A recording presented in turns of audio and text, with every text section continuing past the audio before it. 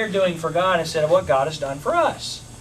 And when we look at what we're doing for God instead of what God has done for us, it just seems like, God, you just want too much from me. God, it's more than I can bear. So he points out what he's done for Israel. He says, I brought thee up out of the land of Egypt, and redeemed thee out of the house of servants.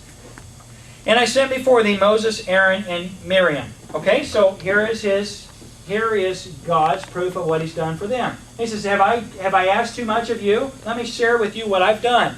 I took you from being slaves in Egypt.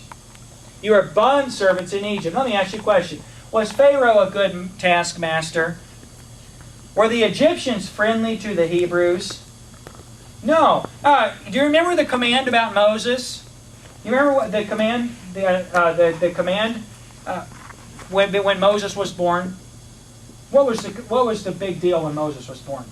Kill all the male babies. Kill all the male Hebrew children. Well, that doesn't sound like very nice people. That's ethnic cleansing. And being ethnically cleansed is not friendly or fun. And so there's a little sarcasm inserted there. But folks, what my point is this. The Egyptians were evil toward Israel, God's chosen people.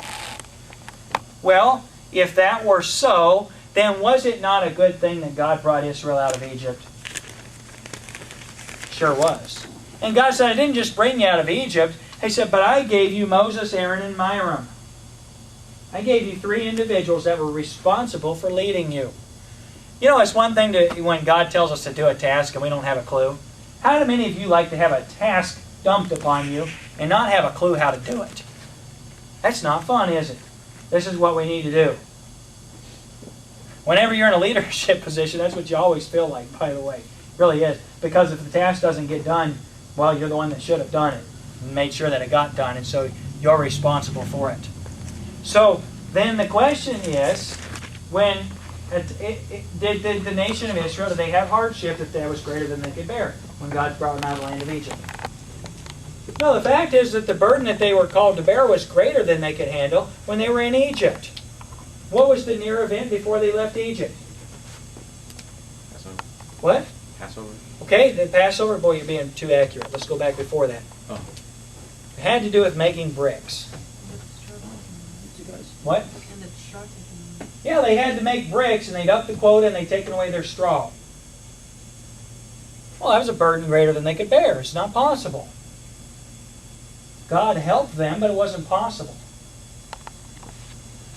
So their burden was greater than they could bear. Well, okay, now, so when Israel was wandering in the wilderness, did they have it? Whose leadership were they following? Okay, Moses. And whose leadership was Moses following? God. And who was responsible for provision for them? God was. And if you study the Scripture, you'll find that for 40 years, they wore the same footwear, sandals, and their footwear never wore out. That God provided for them manna and quail to eat, and that they had no need that God did not provide. Friend, I could live in the desert with those conditions. But it would be difficult if I wasn't right with the Lord. You know what we find many times is what the nation of Israel has found here. God calls them to bear a burden. It's not the burden that's so difficult, it's their heart's attitude. See, if you don't want to serve God, nothing God calls you to do will be an easy task. But Jesus said, my yoke is easy, my burden is light. The qualification for that is your heart's attitude. It's your heart's attitude. Boy, if you want to follow God like Joshua and Caleb, look at Joshua and Caleb. I mean, here's Caleb. I just love reading the Bible account of Caleb. Here he is. He's 80-something years old. And he's come into the promised land. Of course, Joshua's got to be just as old as Caleb is. And they've conquered, for the most part, Canaan land, the promised land. Caleb's 80 years old. And he comes in and makes this request. He says, you know what, as far as my health and my vigor goes, he said, I'm as healthy as I've ever been. And I'm as strong as I've ever been. My eyesight's as sharp and keen as it's ever been. And I want to go and I want to take my inheritance. I was promised that I could take this mountain where the giants are, and I want permission to go up there and whoop on some giants. And he's 80 years old. And he said, things are better in my life than they've ever been. Where does a man like Caleb find the vigor and the strength and the energy? Was he exceptionally healthy? Yes. Why? Tell you why, because God made him that way. But see, the reason Caleb was where he was at wasn't because of his health and his physical strength. It was because of his heart's attitude. He was the same guy that when 12 spies were sent into the Canaan land, 10 of them came back and said it's impossible, and him and Joshua said it's not impossible. Hey, we can take it easy. God's with us, and this is a good land, and it's worthwhile, and let's do what God said. The other people said it's too much, it's too great a burden. No, Caleb and Joshua, they're just ready to bear the burden. They're just ready to take the load. What is the difference between them and the rest of Israel whose carcasses fell off in the wilderness because of their unbelief? It's a heart's attitude. Friend, I have to say to you that the problem with Israel is not that God has made things too difficult. It's not that the law is so hard that no man could keep it. It's not that the Levitical sacrificial system didn't work.